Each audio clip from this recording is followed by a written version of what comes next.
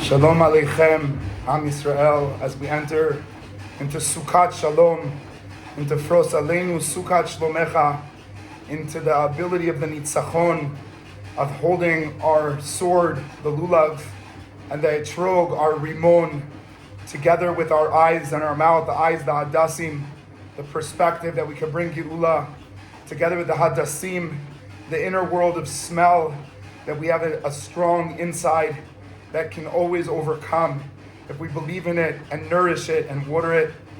And just to say, hopefully, b'siyata dishmaya, that this sukkot will bring back every single one of our brothers and sisters and complete whatever could be completed for this time of the Jewish story. And Be'ezrat Hashem, only to make us stronger, more united and connected, and building one another as much as possible. This Dvar Torah will be a little bit longer than usual because I was just zocheh with Avi Mori to learn the Eish Kodesh for the yurtzeit of his son Elimelech, who I think was named for Elimelech Milizhansk, his great-great-grandfather, and a couple of big questions that the Piasetzner Rebbe raises there in 1941 in the Warsaw Ghetto in the yurtzeit of his son, to really understand the secret of what Sukkot is all about. And so the number one question he asks, there's so many special things about Sukkot. There's the mitzvah of Arba Minim, there's the mitzvah of Sukkah, there's the minhag of Ushpizim, there's the idea of Nisuch HaMayim, there's mitzat Arava, Simchat Beit HaShoeva, endless amounts of mitzvot and actions that surround us throughout these 8 days, including Simchat Torah that we added into it, the dancing with the Sifrei Torah, the dancing with the Jewish people, as the culmination of the climax of what Sukkot taught us in order to walk out into the winter. So we wanted to focus for a second through the Piasetzner Rebbe on Nisuch HaMayim. Nisuch HaMayim was unique to Sukkot, that we did not use wine, but we poured water for the first time in the year on the Mizbeach. But one question that the Rebbe asks, and I think he asks it since the yurtzeit of his son Elimelech was on the second day of Sukkot, why does Nisuch HaMayim begin on the day and the Ushpizin of Yitzchak Avinu? It seems to not make sense. It seems that Chesed is the ultimate, that rain, Geshem, Mayim, is the ultimate Chesed. Anything that comes to this world is only directly from water. As we see in Breishi Perek Bet, Pasuk Daled, V'kol siach hasadeh ter mitzmach, why ki ein matar or Geshem, v'adam ayin la'avodet ha'adamah. But it's missing Geshem. So Geshem is the ultimate Chesed. Chesed is about breaking out of the boundaries, building, and without water there's no building. And you can see it with the ocean, the explosion of the water, the waves, whoever knows how to surf them. It's a very explosive place. Water is Chesed. What's the day of Chesed? The first day, Avram Avinu. So why do we start Nisuch HaMayim in the opposite? In the day of Yitzchak Avinu, in the day of Gvura, of restraint? And I think through this question, the Piasetzner Rebbe obviously is connecting to his son, but also redefining what actual Chesed is. And explains the Piasetzner Rebbe, Chesed is about giving to someone else. How do you give to someone else? Where you're able to restrain yourself and give to everyone else. Where you're able not to ask, what do I gain? But what do I give? Says the Piasetzner Rebbe is the ultimate Chesed. Sits the Piasetzner Rebbe and says, who is the ultimate character that restrained himself in order to enable the future? Who was someone that was willing to stand on an altar that was willing to give it all for the sake of the future? Who was the one that was willing to restrain himself in the time of a famine? He has no food, and he stays in the land, meaning he took his own ability away. He could have went down to Mitzrayim 5 more steps. He would have had a nice meal. Hashem says, no, restrain yourself. Because Yitzchak, you're the definition of gvura that's on yourself is actually the ultimate chesed to someone else. And so says the Piasatz Rebbe, chesed is really understanding that the ultimate way of giving to someone is that we're not asking what do we get, but we're excited to give. And he says that's Yitzchak Avinu. Yitzchak Avinu was the ultimate person who did gvura for himself and enabled chesed for all of history to try and give of himself so that others can survive. And the pasuk says that if a chassid is killed, he's called a chassid. So says the Piasatz Rebbe, why can't he get a higher level? Right? Now that he was a chassid in life, and chas v'shalom, like we've seen with over 2,000 of our brothers and sisters who were already chassidim, who were already giving, and they got killed for the fact that they wanted to sanctify Hashem's name, to connect to the Jewish people, to bring joy to the world, to protect the borders, to bring back the kidnapped. Why are they still called a chassid after they're killed? Says the Piasatz Rebbe in such a deep way. Because the essence of chesed is that you don't want gain. Yeah, they were a chassid and they could have gained a higher level, but they don't want it. Because the only thing that they wanted as someone who's defining chesed is to not gain. Now, they don't want to get more, but through everything they did, they wanted to give. They wanted to share. And therefore, they don't want a higher level, because for them, the highest level is enabling, giving someone else an opportunity, opening up pathways for people that you used to not open pathways for. For a chassid to open up a pathway for the mitnagdim.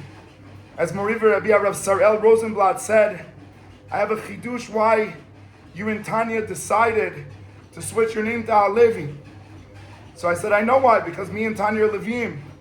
He said, no, because all the great chevra that came from the Soloveitchik dynasty that were extremely excited about Torah Lishma is what you need to connect yourself to. That you need to be able to connect to that Mishpachat Halevi of Soloveitchik, the people that sometimes aren't your nature. At least for me, myself, the nature is to sit and learn Chassidut. But says Rav Sarel, no. You need to realize that you need to build a bridge to people and to places that aren't identical to what's natural to you, which is what sometimes motivated me as much as possible to try and finish us. At the time, just convincing myself that although it didn't really work for me, and it did not make me closer, and it didn't give me more potential in teaching or whatever, it did make me feel that I have to open up my eyes to people in the Jewish people that are dedicated to things that I don't see as natural, and to open up the relationship between Tel Aviv and Yerushalayim and Tel Aviv, and Eretz Yisrael and Chutz La'aretz and Israel, and the soldiers who are in the Chashmonaim and the soldiers that are in Sayeret Matkal, to open up the doors to one another.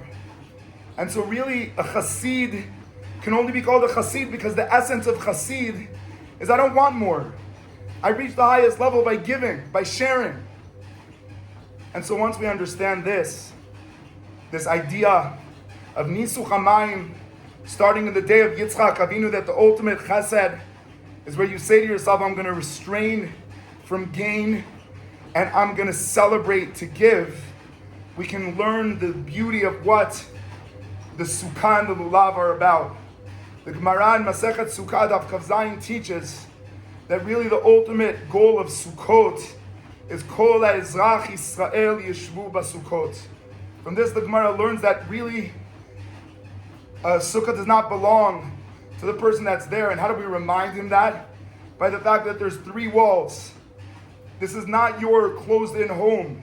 It has space for you, but it also is open all the time, from the sky to Kabel Shefa from Hashem, and from the walls to Kabel Shefa from people, Shefa, to receive.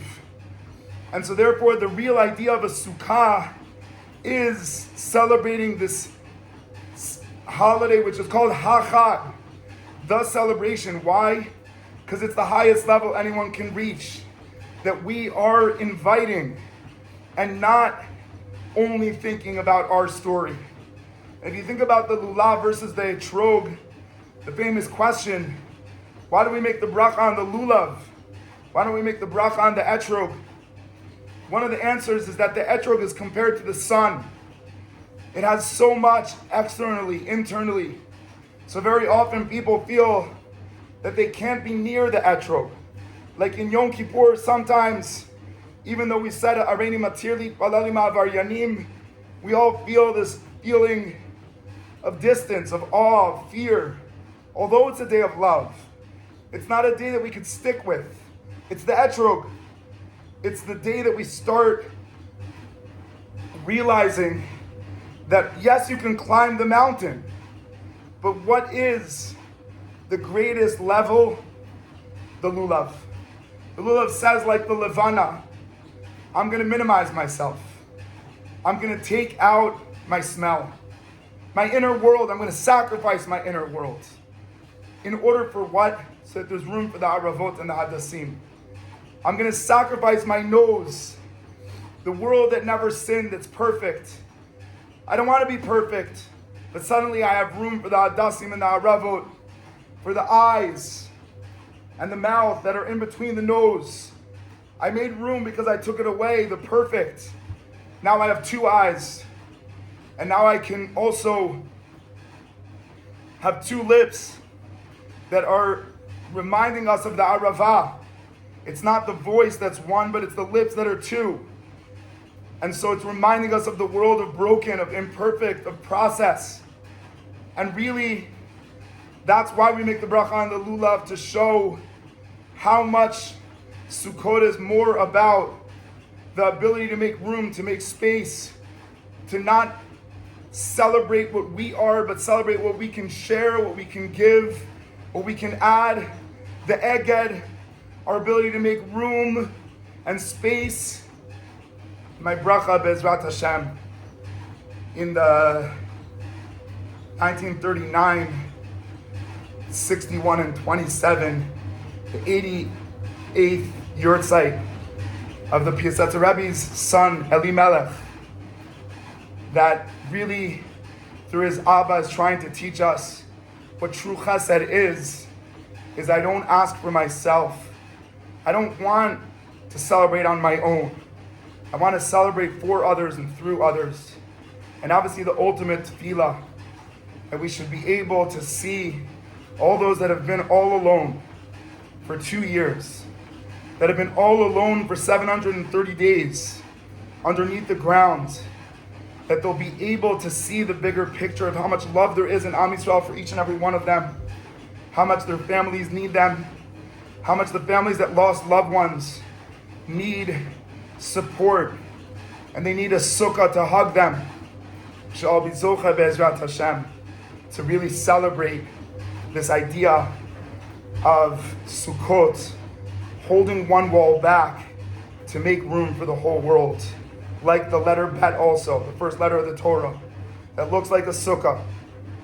3 walls to make room for the whole Torah. We too not only should sit in the sukkah, but become a sukkah. That have 3 walls, that have a strong identity, but know that the goal of our identity is to make room for everyone else and everything else. Be'ezrat Hashem, ufros aleinu sukkot shlomecha, v'ashiv banim ligvulam.